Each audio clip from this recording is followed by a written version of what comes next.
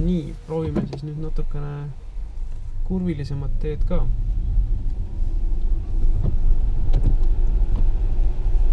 Hetkel natukese väiksema kiiruse pealt käima.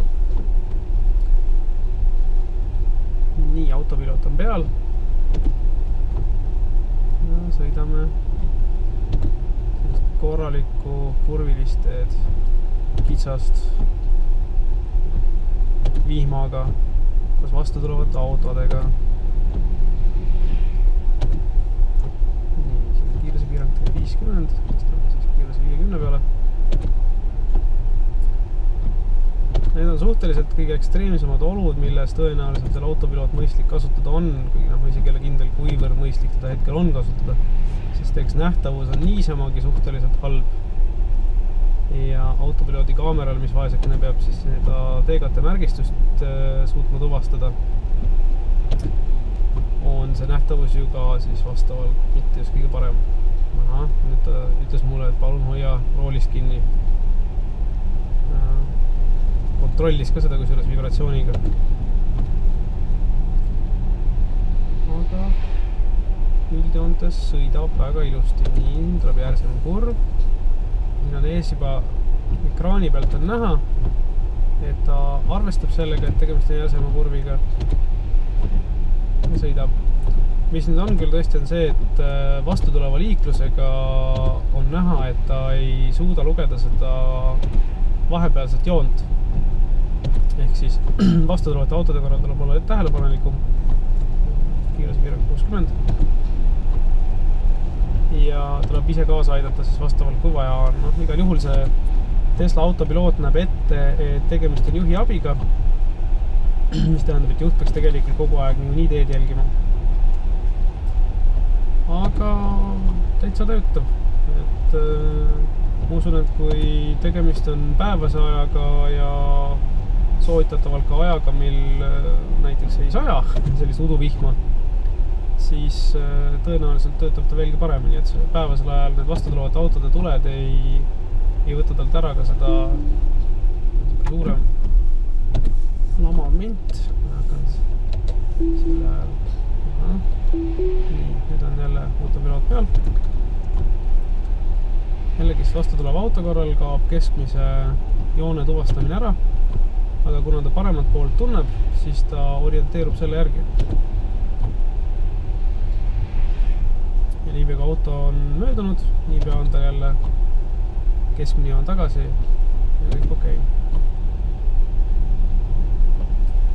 Panin praegu kaamera natukene niimoodi, et on paremini näha seda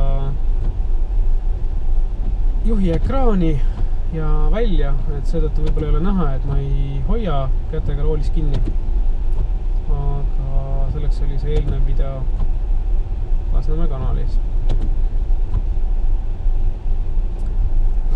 Kiiruse piirang 70. Hetkel selles softis ta veel ise kiirust ei muuda. See peaks tulema kas järgmises või ülejärgmises reliisis. Seal on teatavad jutud, et võib juhtuda, et on vaja järgmise generatsiooni autopiloodi riistvara, kus tal on ühe kaamera silma asemel 2. Nii, siin nüüd. Ja, täitsa ilusti töötas see suur kurv. Siin läks tee nüüd suhteliselt laiaks. Ta jälle käskis mul ka roolis kinni võtta. Vajas natukene julgustust. Kuna olud muutusid. Aga täitsa töötab. Millegipärast küll hetkel leiab, et meil on ka paremal pool olemas rida, kuhu võimalik reastuda, aga ma väga selles üles ei võtaks.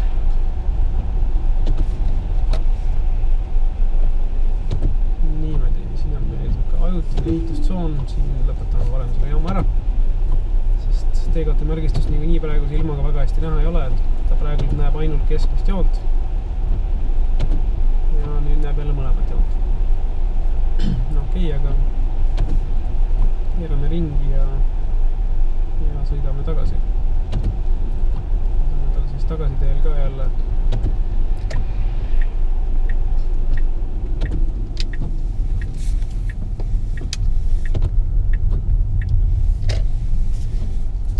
Juhtida.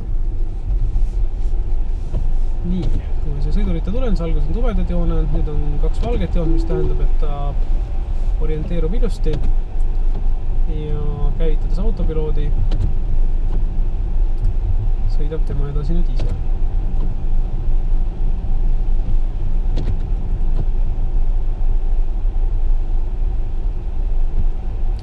Siin on näha ka, kuidas ta selle järgi, mida ta kaamerast näeb, üritab välja renderdada seda, et milline see tee välja näeb. Ja siin ta nüüd eksis. Ta tahtis minna bussi taskusse.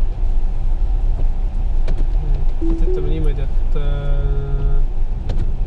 sellise ilma korral me tõenäoliselt maanteel, siuksel Tallinna-Tartu maanteel, kus on piisavalt okei teekaartimärgistus sõidaks, aga sellistel väiksematel teedel tõenäoliselt katsetamine välja jätta, siis tõenäoliselt väga aktiivselt autopiloodiga ei sõidaks, et vihm on ikkagi piisavalt ära pettev, et tal ei ole sellist head selget ülevaadet oma sõiduridadest selliste väikeste asjade puhul nagu kurvis olev bussipeatus. See on üldse hea küsimus, miks on bussipeatus keset kurvi.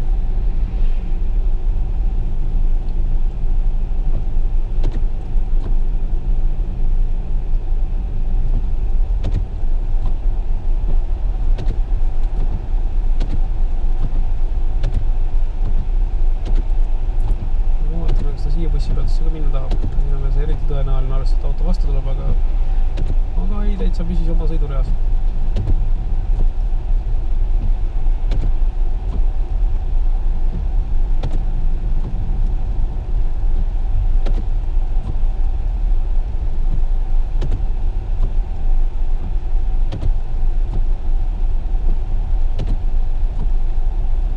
Teegate märgistus ikkagi ei pea olemata, et mul on endalgi seda aeg-ajalt raske siit märgata, aga ta täitsa tuvastab mõlemad suunad hetkel.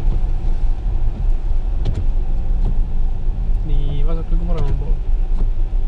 Kuigi siin on ka lehti ja igasugust muid asju peal, et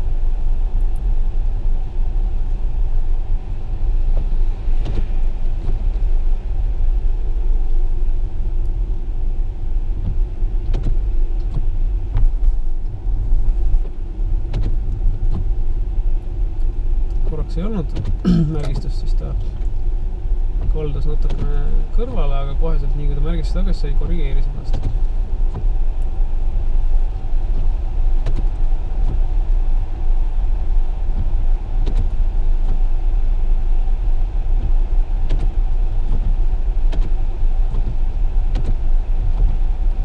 Ütleme sellise juhi abina, kus sa nagu põhimõtteliselt ise aktiivselt juhil vist nagu rallis oled ja jälgid, mis toimub, on see isesõitmine täiesti okei, et lihtsalt hoiad käed roolil, isegi ei pigista rooli, vaid oled lihtsalt valmis sekkuma, kui nagu on vajalik.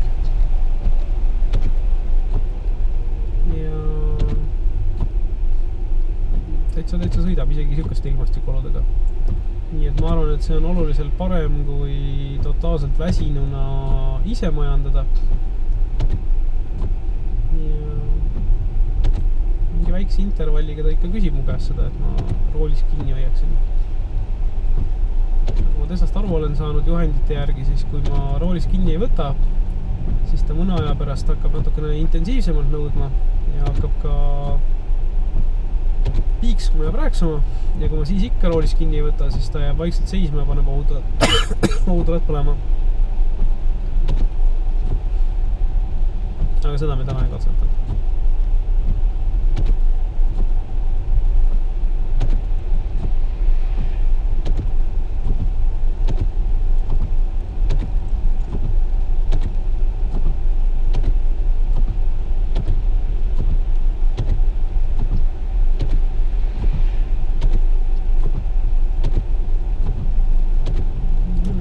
Päris korralikult, kui enne saadas kerged seenekad, siis nüüd ikkagi töötavad kojamehed peaaegu kogu aja. Ja ei ole ka kurviline tee talle sugugi probleemiks. Nüüd ta jälle vibreerib rooli, et palun hoia kinni.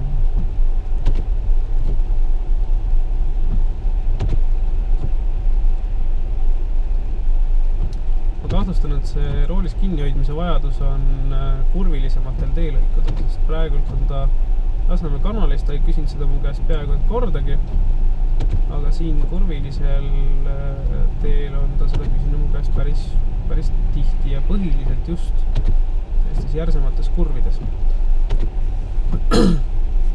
Okei, siin me peame selle autopiloodi testiga lõpetama, sellepärast et siit edasi kaob kohe teekatte märgistus ära.